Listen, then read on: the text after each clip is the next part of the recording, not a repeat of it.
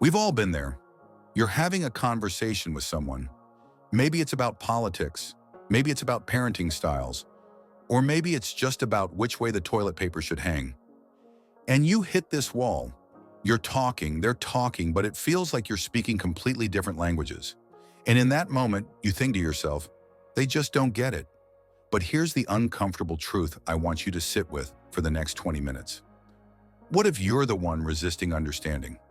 What if the very thing we pride ourselves on, being open-minded, being empathetic, being good listeners, is actually a carefully constructed illusion? What if our brains are secretly building walls around us, keeping us trapped in what I call empathy echo chambers? This isn't just about winning arguments or being right. This is about the profound cost of living in a world where genuine connection is becoming increasingly rare. And it starts with understanding why our own minds are working against us. Let me ask you something. When was the last time you had a conversation that genuinely changed your mind about something important? Not just updated your knowledge, but fundamentally shifted how you see an issue? If you're struggling to remember, you're not alone, and that should terrify us. We live in an age where we have access to more diverse perspectives than at any point in human history. We can literally connect with billions of people across the globe, hear stories from lives completely different from our own, access information from thousands of cultures and viewpoints, and yet we're becoming more divided, not less, more entrenched, not more open, more certain, not more curious. Why? Because our brains are doing exactly what they were designed to do: protect us, keep us comfortable, keep us safe. Let me introduce you to the concept of the empathy echo chamber. Now, you've probably heard of echo chambers before, those spaces where we're only exposed to ideas that reinforce what we already believe. Social media algorithms show us content we'll agree with. We follow news sources that align with our worldview. We gravitate toward people who think like us. But empathy echo chambers are more subtle and more insidious. They're not just about the information we consume. They're about the fundamental way our brains process different perspectives. Here's what I mean. We all think we're empathetic people. We believe we're open to understanding others. We pride ourselves on our ability to see multiple sides of an issue. But when push comes to shove, when we encounter a viewpoint that truly challenges our core beliefs, our brains don't reach out to understand. They reach inward. They double down. They protect. And here's the kicker. This isn't about being a bad person. It's not about lacking intelligence or compassion. It's about biology. Our ancestors didn't survive by being endlessly curious about their enemies' perspectives. They survived by quickly determining friend from foe, us from them, safe from dangerous. The caveman who stopped to empathize with the perspective of a rival tribe while they were attacking, he didn't pass on his genes. So we evolved with brains that are exquisitely tuned to identify who's part of our in-group and who's an outsider. And once that categorization happens, everything changes. The way we listen changes. The way we interpret information changes. The benefit of the doubt we extend changes. In the modern world, this survival mechanism has become a liability. We're no longer facing life or death threats from neighboring tribes. But our brains haven't gotten the memo. They're still running that ancient software, creating invisible walls between us and anyone who thinks differently. And the most dangerous part? We don't even realize it's happening. We genuinely believe we're being objective, fair, open-minded. We think the other person is the one being unreasonable. We're convinced that if they would just listen to our perfectly logical arguments, they'd understand. Sound familiar? So let's pull back the curtain and look at exactly how our brains create these empathy echo chambers. There are three main psychological mechanisms at play, and I guarantee you've experienced all of them in the last week alone. First up, cognitive dissonance. Cognitive dissonance is that uncomfortable feeling you get when you're confronted with information that contradicts something you believe. And here's what's fascinating. Your brain hates that feeling. It hates it so much that it will perform absolutely Olympic-level mental gymnastics to avoid it. Let me give you an example. Imagine you consider yourself an environmentally conscious person. You recycle, you've cut back on meat, you care about climate change, but you also love taking international vacations. You flew to 3 different countries last year. Now someone shows you data about the carbon footprint of air travel. The cognitive dissonance kicks in. You have 2 beliefs in conflict. I'm environmentally responsible, and I frequently fly, which is terrible for the environment. So what does your brain do? Does it sit with that discomfort and reevaluate your behavior or your self-concept? Rarely. Instead, it starts justifying. Well, I offset my carbon. Those flights were necessary for my personal growth. The real problem is corporations, not individuals. Flying creates cultural understanding, which is valuable. Notice what's happening. Your brain isn't actually engaging with the challenging information. It's defending against it. It's finding ways to make the dissonance go away so you can maintain your comfortable self-image. And this happens with everything: politics, parenting, relationships, work, you name it. When confronted with perspectives that challenge our worldview, we don't lean in, we armor up. The second mechanism, confirmation bias. This is perhaps the most well-known cognitive bias, but we consistently underestimate how powerful it is. Confirmation bias is our brain's tendency to seek out, remember, and give more weight to information that confirms what we already believe, while dismissing or forgetting information that contradicts it. It's why 2 people can watch the exact same presidential debate and both walk away convinced their candidate won. It's why you can read an article that presents balanced arguments on both sides, but only remember the points that supported your existing view. Our brains are like overzealous lawyers who've already decided the verdict and are now just collecting evidence to support it.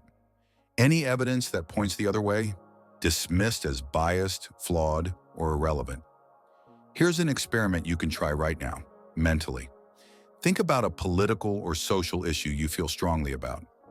Now ask yourself, when was the last time you actively sought out the strongest arguments against your position? Not to debunk them, but to genuinely understand them? If you're like most people, the answer is never. Or at best, you've read opposing viewpoints through the lens of, look how wrong they are, rather than, let me understand why intelligent people might believe this. And social media has supercharged this tendency. The algorithms literally learn what keeps you engaged and show you more of it.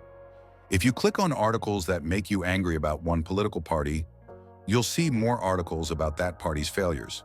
If you watch videos that confirm your parenting philosophy, you'll get recommended more videos from that same perspective. We think we're exploring diverse viewpoints, but we're actually spiraling deeper into our own echo chambers, having our existing beliefs constantly reinforced until they feel like objective truth. The third mechanism, the us versus them trap. This is where things get really primal. Human beings are tribal creatures. We're hardwired to form groups and feel loyalty to those groups. And inherent in that tribalism is a tendency to view our group as good, right, and deserving, while viewing outside groups with suspicion or hostility. The scary part is how easily this gets triggered and how broad the categories can be. We don't just form tribes around obvious things like nationality or religion. We form tribes around political parties, parenting styles, dietary choices, what phone we use, what sports team we root for. And once that tribal boundary is drawn, something fascinating happens in our brains. Studies using fMRI scans have shown that when we think about people in our in-group, the parts of our brain associated with empathy and understanding light up. But when we think about people in our out-group, different parts activate, parts associated with objects and things rather than people. Let me say that again. Our brains can literally start processing other humans as less than human when they're categorized as them instead of us. This is why political discourse has become so toxic. We're not seeing the person on the other side as a fellow human with valid concerns and different priorities. We're seeing them as the enemy, as the obstacle to our tribe's success. And when that happens, empathy doesn't just become difficult, it becomes almost impossible. Your brain is actively working against understanding their perspective because on a neurological level, it's categorized them as a threat. Okay, so our brains are working against us. So what? Maybe that's just how humans are. Maybe these echo chambers are inevitable. Here's why that's a dangerous conclusion.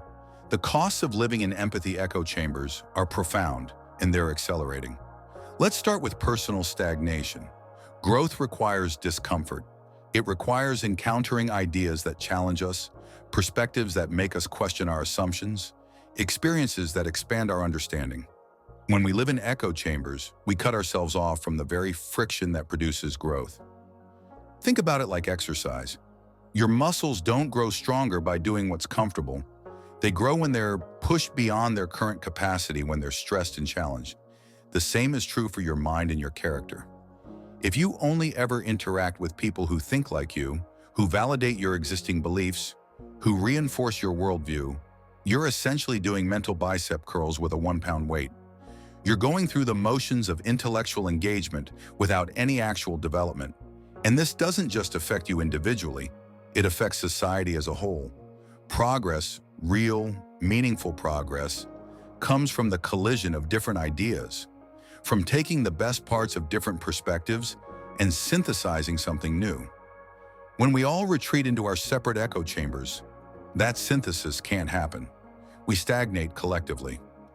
The second cost, the erosion of genuine connection. Here's something I want you to really feel. One of the deepest human needs is to be truly seen and understood. Not agreed with necessarily, but understood. To have someone actually grasp why you think what you think, feel what you feel, believe what you believe. How often do you experience that? How often does someone really listen to you? Not just wait for their turn to talk, but actually work to understand your perspective? And more importantly, how often do you provide that for others? In our empathy echo chambers, genuine understanding becomes rare. Instead, we have what I call transactional listening. You say words, I hear them just enough to formulate my response. Then I say words, you do the same. We're taking turns speaking, but we're not actually connecting. This creates a profound loneliness. You can be surrounded by people, constantly communicating, always connected digitally, and still feel fundamentally alone. Because no one is truly trying to understand you, and you're not truly trying to understand anyone else.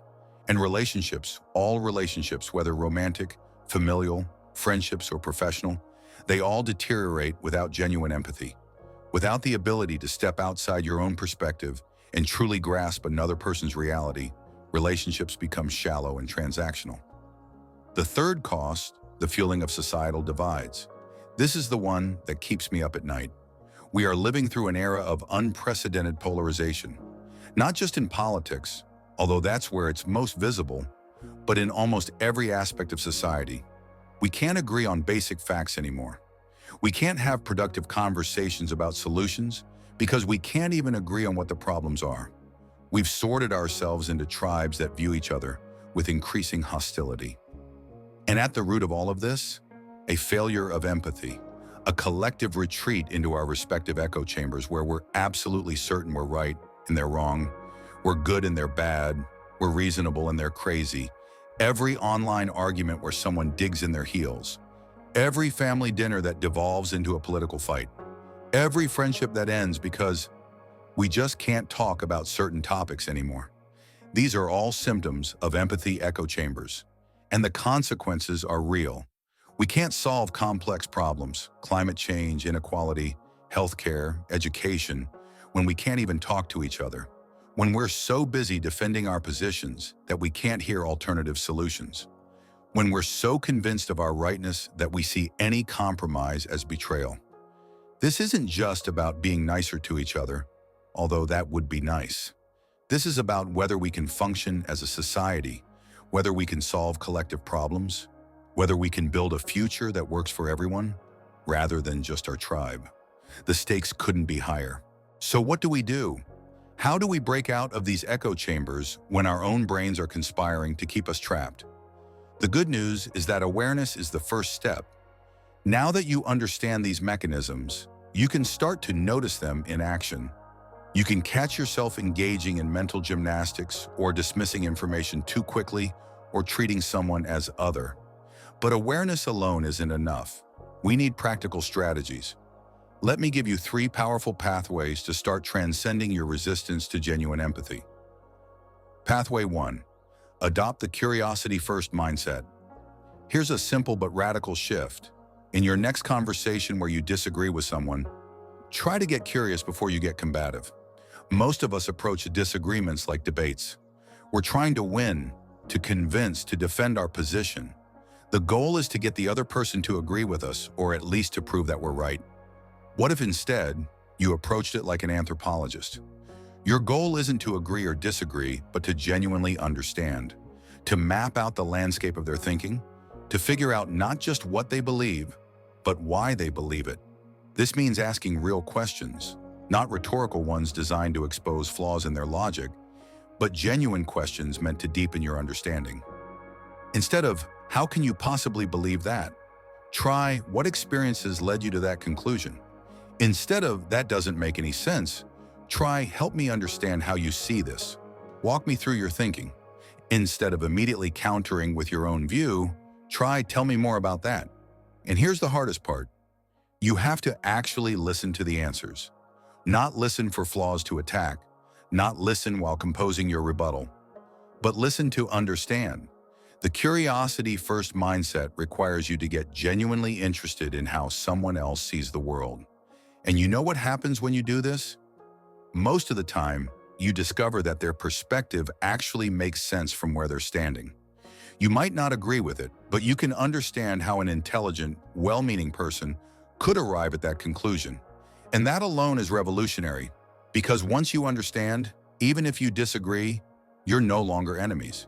You're just humans with different perspectives. Pathway 2, master active listening. Active listening sounds simple, but it's incredibly difficult because it requires you to do something very unnatural. Shut up. Not just physically, but mentally.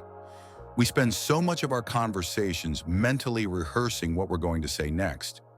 Someone is talking, but we're not really hearing them because we're crafting our response, waiting for our opening, preparing our argument. Active listening means giving someone your full attention. It means your internal monologue goes quiet. It means you're not thinking about your response. You're completely focused on understanding their message. Here are some techniques to practice. First, reflect back what you heard. "So what I'm hearing is," or "It sounds like you're saying." This does two things. It confirms you understood correctly, and it shows the other person you're actually listening. Second, pay attention to emotion, not just content. What are they feeling? Is there frustration, fear, excitement, sadness underlying their words? Often the emotional message is more important than the literal content. Third, ask clarifying questions. When you say X, do you mean? Don't assume you understand. Check your assumptions. And here's a practice that will change your life. Try to have a conversation where your only goal is to understand the other person so well that you could argue their position as convincingly as they could. You're not agreeing with it. You're not adopting it. You're just understanding it so deeply that you could represent it fairly. When you do this, something magical happens. The defensiveness drops away. The other person feels genuinely heard, often for the first time. And in that space of being heard, people become much more open to hearing your perspective in return. Pathway 3. Deliberately step into discomfort zones. Your echo chamber feels comfortable because it's familiar. Breaking out requires intentional discomfort. This means actively seeking out perspectives that challenge you. If you're politically liberal, spend time genuinely engaging with conservative viewpoints, not to mock them, but to understand them. If you're a conservative, do the same with progressive perspectives.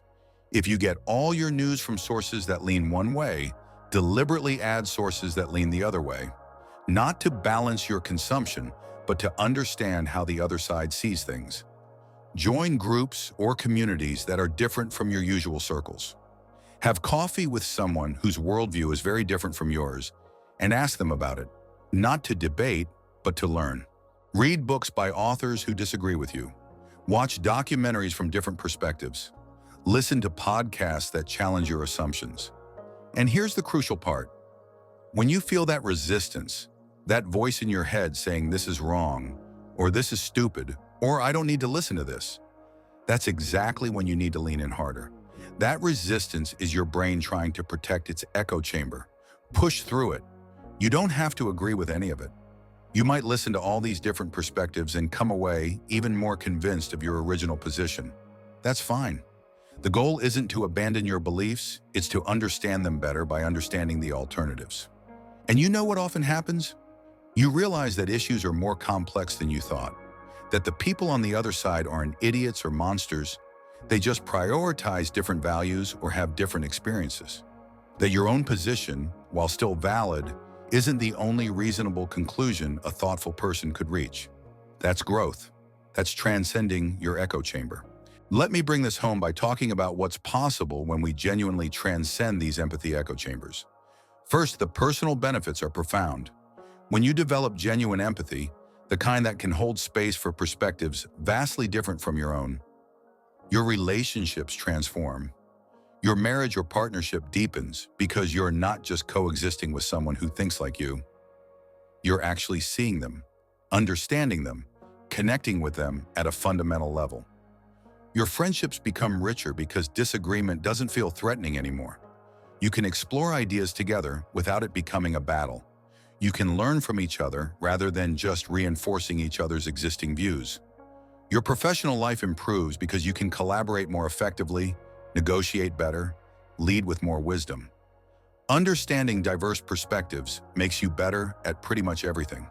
And personally, you grow in ways you never imagined.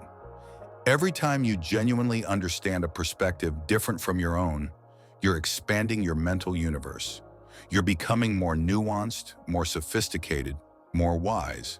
Second, there's the collective benefit. Imagine a world where genuine empathy was the norm rather than the exception, where our default mode was curiosity rather than defensiveness, where we actually tried to understand before we tried to be understood. What could we accomplish? We could have real conversations about difficult topics. We could find common ground even in areas where we disagree. We could develop solutions to complex problems that actually work because they're informed by diverse perspectives rather than just one side's ideology. We could reduce polarization, heal divides, build bridges, create communities that are genuinely inclusive. Not because everyone agrees, but because everyone is committed to understanding each other. This isn't naive optimism. This is pragmatic necessity. The problems we face as a society are too complex, too interconnected, too important to be solved by any single tribe's perspective. We need collective intelligence. We need synthesis. We need genuine collaboration. And that's only possible with empathy, real empathy, not the performative kind, not the "I'll empathize with you as long as you agree with me" kind, but the hard, uncomfortable daily practice of genuinely trying to understand people who see the world differently than you do. Now here's the reality check. This is hard. Empathy isn't a switch you flip. It's a muscle you build. And like any muscle, it requires consistent practice, effort, and a willingness to be uncomfortable. You're going to fail at this. You're going to catch yourself dismissing people, engaging in confirmation bias, retreating to your echo chamber. That's normal. That's human. That's your brain doing what it's designed to do. The question isn't whether you'll struggle with this. The question is whether you'll keep trying anyway. Every single time you choose curiosity over certainty, every time you choose understanding over being right, every time you push through your resistance to genuinely hear someone different from you, you're building that muscle. You're transcending your echo chamber. You're becoming more fully human. And here's what I've discovered. The more you do this, the easier it gets. Not easy, but easier. The discomfort becomes familiar. The resistance loses some of its power. You start to crave diverse perspectives rather than fear them. You start to see the richness in complexity rather than seeking the comfort of simple certainty. Let me end with this. Right now, at this moment, you have a choice. You can close this video and go right back into your echo chamber. You can surround yourself with people who think like you, consume media that confirms what you already believe, treat anyone who disagrees with you as an enemy. That's the easy path. That's the comfortable path. And that's the path most people will take. Or you can choose the harder path, the path of genuine empathy, the path of curiosity and growth and real connection. You can decide that the next time you encounter someone with a radically different perspective, you're not going to shut down. You're going to open up. You're going to get curious. You're going to ask real questions and actually listen to the answers. You can decide to actively seek out perspectives that challenge you, to read books and watch content from people you disagree with, to have conversations that make you uncomfortable. You can decide that you're going to build that empathy muscle, day by day, conversation by conversation, even when it's hard, even when it's frustrating, even when your brain is screaming at you to retreat to the safety of your echo chamber. This isn't just about being a better person, though it is that.